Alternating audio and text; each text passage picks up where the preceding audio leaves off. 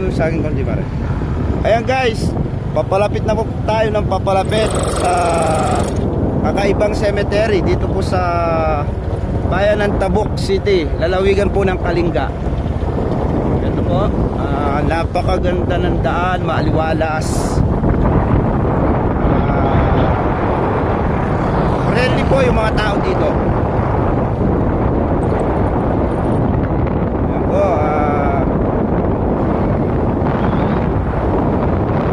ganda po talaga ng Tabuk City. Okay po, kahit saan naman po tayo mapunta sa iba't ibang lugar ng Pilipinas, napakaganda.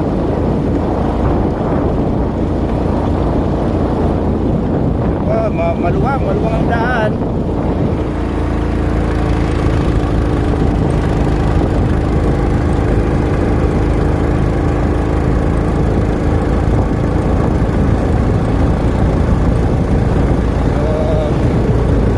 Papalapit na po tayo ng papalapit sa Barangay Nambaran, sakop po ng Tabuk City, lalawigan ng Kalinga.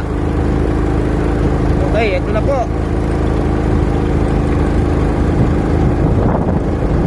Unti-unti na po tayo lumalapit.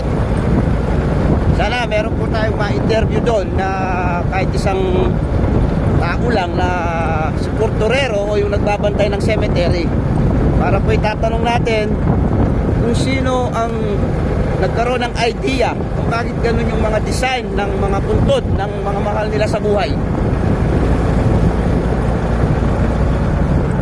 Actually, nagkakaroon na po kayo ng idea niyan kung saan po kami pupunta. Pero yung mga hindi pa po nakakakita o hindi pa nakakapanood, papakita po namin sa inyo kung gaano kaganda yung mga puntod na ginawa nila dito.